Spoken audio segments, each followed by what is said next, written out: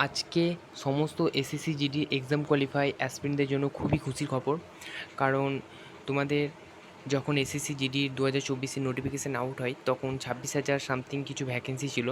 এখন সেই vacancy increase হয়ে 46,617টি মতো হয়েছে এবং মেলদের জন্য রয়েছে 41,467 মতো এবং ফিমেলদের জন্য রয়েছে 5,150টি। তো তোমরা দেখতে পাচ্ছ তোমাদের ভ্যাকেন্সি ইনক্রিজ হয়ে গেছে এবং এখানে তোমরা লক্ষ্য করলে দেখতে পাবে BSF, CISF, CRPF, SSB, ITBP, Assam rifle, SSF, NCB, এখানে সমস্ত ফোর্সের ক্যাটাগরি ওয়াইজ কতগুলো ভ্যাকেন্সি বেড়েছে এখানে সমস্ত কিছু দেওয়া রয়েছে। এবার এনসিবির ভ্যাকেন্সিটা দেয়নি, তোমরা দেখতে পাচ্ছ ক্যাটাগরি ওয়াইজ সব 000 রয়েছে। তো চলো এখন আমরা প্রত্যেকটা স্টেটে ক্যাটাগরি ওয়াইজ কতগুলো ভ্যাকেন্সি বেড়েছে আমরা দেখে নেব। তো এই হচ্ছে 8টি পেজের একটি পিডিএফ। এই পিডিএফটা খুব একটু বড় নয়।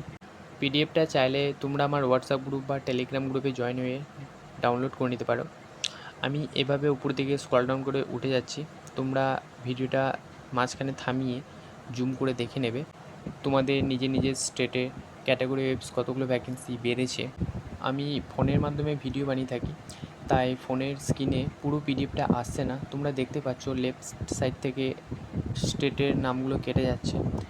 তো আমি একটু তোমাদের জন্য জুম করছি, তো দেখতে পাচ্ছ জুম করা মাত্রই আমার ডান দিক থেকে পিডিএফটা কেটে যাচ্ছে। এখানে কিছু ফোর্সের ক্যাটাগরি ওয়াইজ স্টেটের নাম এবং তার ভ্যাকেন্সিটা দেখা যাচ্ছে, আর ডান দিক থেকে দেখা যাচ্ছে না। বুঝতে পারছি তোমাদের একটু অসুবিধা হচ্ছে, কিন্তু তোমরা ভিডিওটা মাঝে মাঝে থামিয়ে একটু জুম করে দেখে নেবে।